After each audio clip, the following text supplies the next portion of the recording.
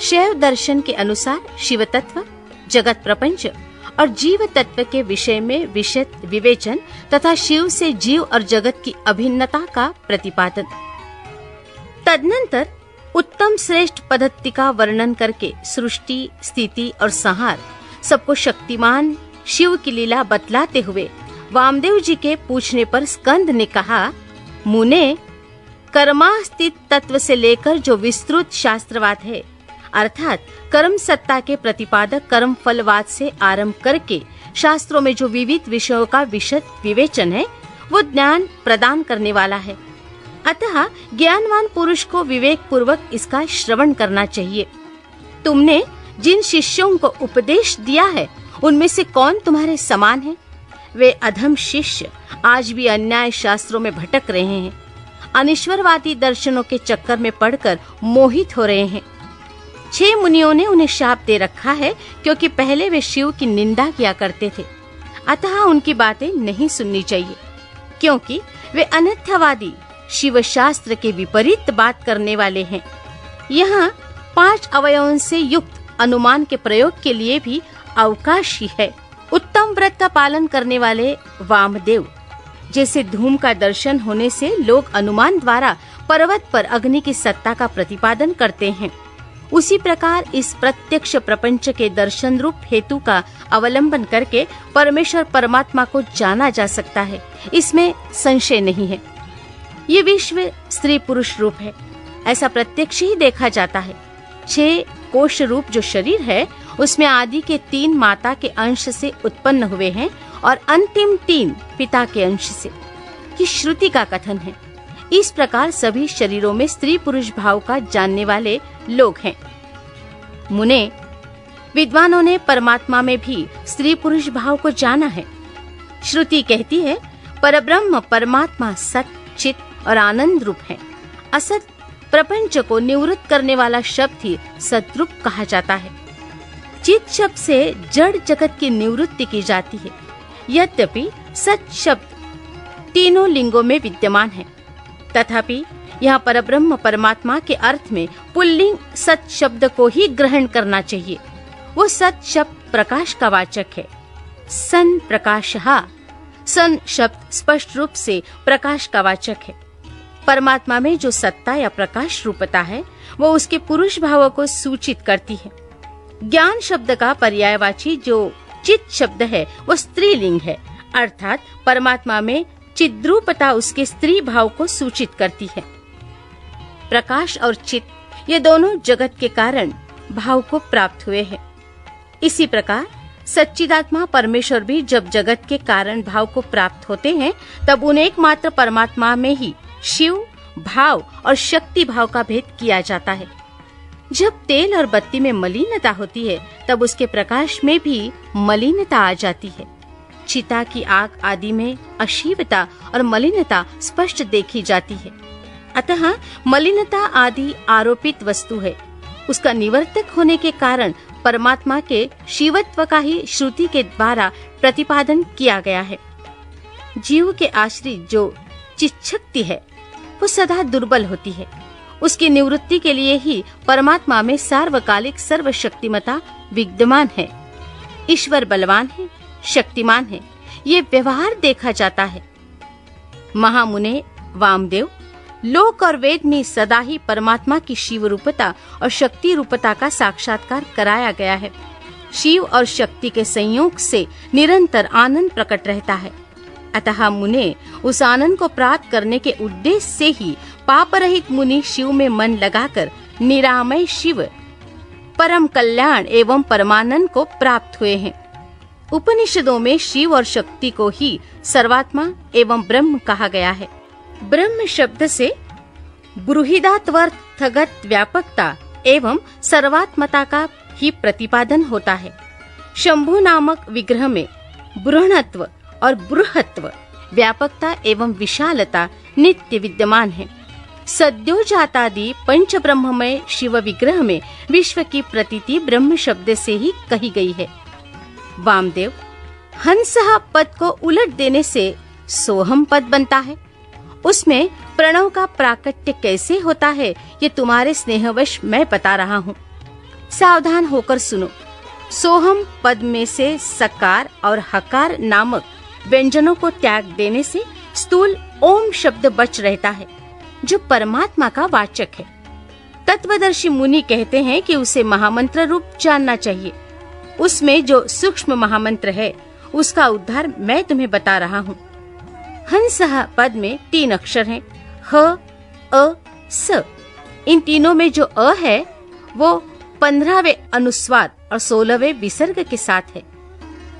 सकार के साथ जो अ है वो विसर्ग सहित है। वो आदि सकार के साथ ही उठकर हंग के आदि में चला जाए तो हंसा के विपरीत सोहम ये महामंत्र हो जाएगा। इसमें जो सकार है वो शिव का वाचक है, अर्थात शिव ही सकार के अर्थ माने गए हैं।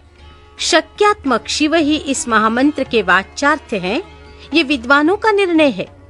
गुरु जब शिष्य को इस महामंत्र का उपदेश देते हैं तब सोहम पद से उसको शक्यात्मक शिव का ही बोध कराना अभिष्ट होता है, अर्थात वो ये अनुभव करे कि मैं शक्यतात्मक शिव रूप हूँ।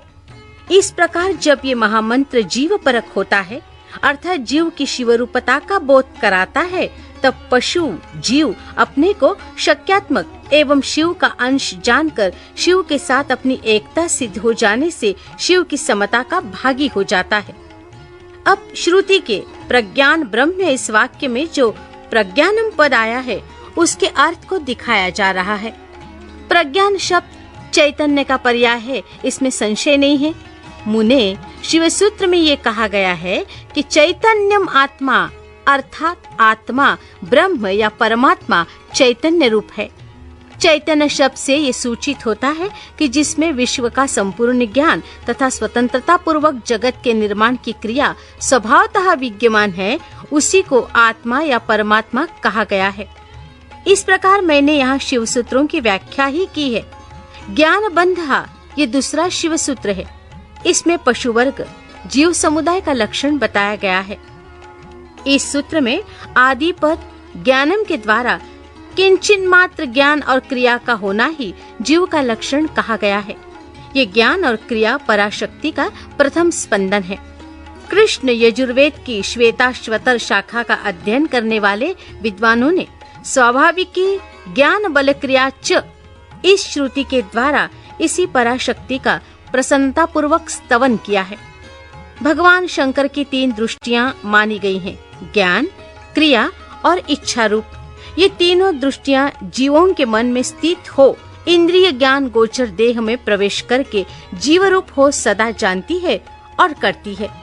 अतः ये दृष्टि त्रय रूप जीव आत्मा महेश्वर का स्वरूप ही है, ऐसा निश्चित सिद्धांत है। अब मैं जगत प्रपंच के साथ प्रणव की एकता का बोध करने वाले प्रपंचार्थ का वर्णन करूंगा। ओमितिदम सर्वम, अर्थात यह प्रत्यक्ष दिखाई देने वाला समस्त जगत ओंकार है। ये सनातन श्रुति का कथन है। इससे प्रणव और जगत की एकता सूचित होती है। तस्माद्वा इस वाक्य से आरंभ करके तैत्तिरीय श्रुति ने संसार की सृष्टि के क्रम का वर्णन किया है। वामदेव उस श्रुति का जो विवेकपूर्ण तात्पर्य है उसे मैं तुम्हारे स्नेहवश बता रहा हूँ।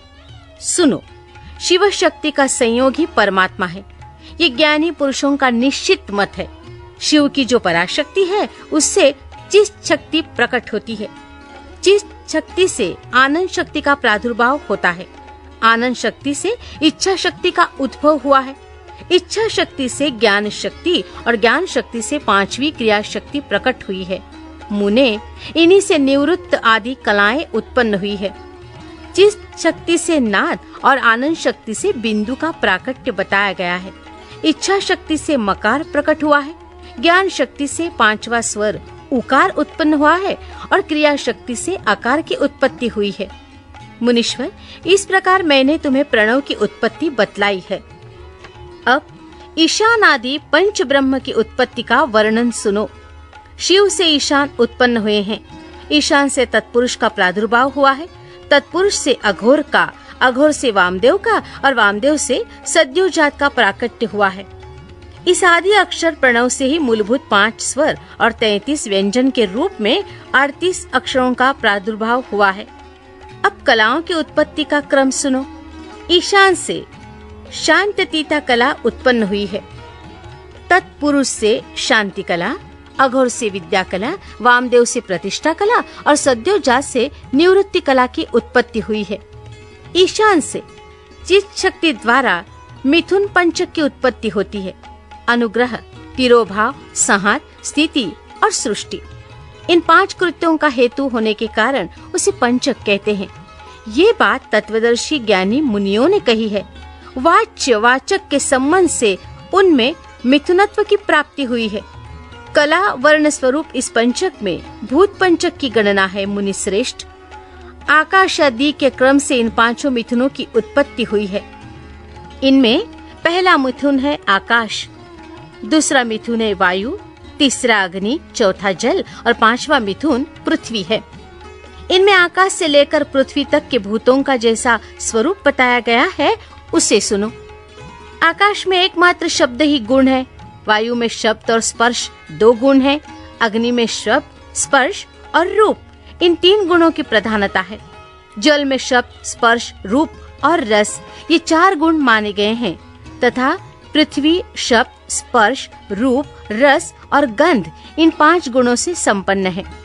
यही भूतों का व्यापकत्व कहा गया है, अर्थात शब्दादि गुणों द्वारा आकाशादि भूत, वायु आदि परवर्ती भूतों में किस प्रकार व्यापक हैं, ये दिखाया गया है। इसके विपरीत गंधादि गुणों के क्रम से वे भूत पूर्ववर्ती भूतों से व्याप्त हैं, अर्थात गंध गुण वाली पृथ्वी जल का और रस गुण वाला जल अग्नि का व्याप्त है।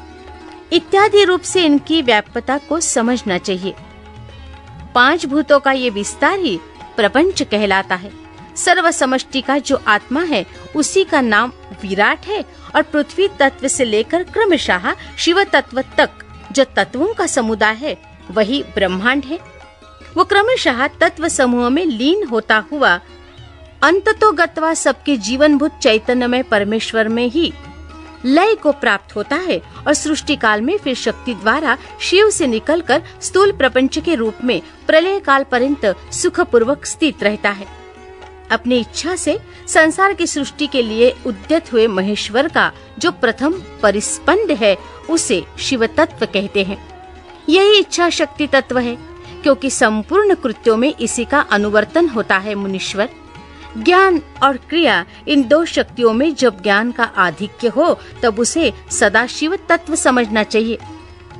जब क्रिया शक्ति का उद्रेक हो तब उसे महेश्वर तत्व जानना चाहिए, तथा जब ज्ञान और क्रिया दोनों शक्तियां समान हो तब वहाँ शुद्ध विद्यात्मक तत्व समझना चाहिए। समस्त भाव पदार्थ परमेश्वर के अंगभूत ही हैं, तथापि उनमें जो भेद बुद्धि होती है उसका नाम माया तत्व है। जब शिव अपने परम ऐश्वर्यशाली रूप को माया से निगृहित करके संपूर्ण पदार्थों को ग्रहण करने लगता है तब उसका नाम पुरुष होता है। तत् सृष्टवा तदेवानु प्राविशत, उस शरीर को रचकर स्वयं उसमें प्रविष्ट हुआ। इस श्रुति ने उसके इसी स्वरूप का प्रतिपादन किया है, अथवा इसी तत्व का प्रतिपादन करने के लिए उक्त श्रुति का प्रादुर्भाव हुआ है। यही पुरुष माया से मोहित होकर संसार बंधन में बंधा हुआ पशु कहलाता है। शिव तत्व के ज्ञान से शून्य होने के कारण उसकी बुद्धि नाना कर्मों में आसक्त हो मूढ़ता को प्राप्त हो जाती है। वो जगत को शिव से अभिन्न नहीं जानता तथा अपने को भी शिव से भिन्न ही समझता है। प्रभु, यदि शिव से अपनी तथा जगत की अभिन्नता का बोध हो जाए तो इस पशु जीव को मोह का बंधन न प्राप्त हो। जैसे इंद्रजाल विद्या के ज्ञाता बाजीगर को अपनी रची हुई अद्भुत वस्तुओं के विषय में मोह या भ्रम नहीं होता है, उसी प्रकार ज्ञानी योगी को भी नहीं होता। गुरु के उपदेश द्वारा अपने ऐश्वर्य का बोध प्राप्त हो जाने पर वो चिदानंद घन शिवरूप ही हो जाता है। शिव की 5 शक्तियां हैं। 1 सर्वकर्तृत्व रूपा, 2 सर्वतत्व रूपा, 3 पूर्णत्व रूपा, 4 नित्य स्वरूपा और 5 व्यापकत्व रूपा। जीव की 5 कलाएं हैं। 1 कला, 2 विद्या, 3 राग, 4 काल और 5 नियति। इन्हें कला पंचक कहते हैं। जो यहाँ 5 तत्वों के रूप में प्रकट होती है उसका नाम कला है। जो कुछ कुछ कर्तृत्व में हेतु बनती है और कुछ तत्व का साधन होती है। उस कला का नाम विद्या है। जो विषयों में आसक्ति पैदा करने वाली है, उस कला का नाम राग है। जो भाव पदार्थों और प्रकाशों का भाषणात्मक रूप से क्रमशः अवच्छेदक होकर संपूर्ण भूतों का आदि कहलाता है, वही काल है। ये मेरा कर्तव्य है और ये नहीं है, इस प्रकार नियंत्रण करने वाली जो विभुक्ति शक्ति है, उसका नाम नियति है। उसके आक्षेप से जीव का पतन होता है। ये पांचों ही जीव के स्वरूप को आच्छादित करने वाले आवरण हैं। इसलिए पंचकज्जुक कहे गए हैं। इनके निवारण के लिए अंतरंगः साधन की आवश्यकता है।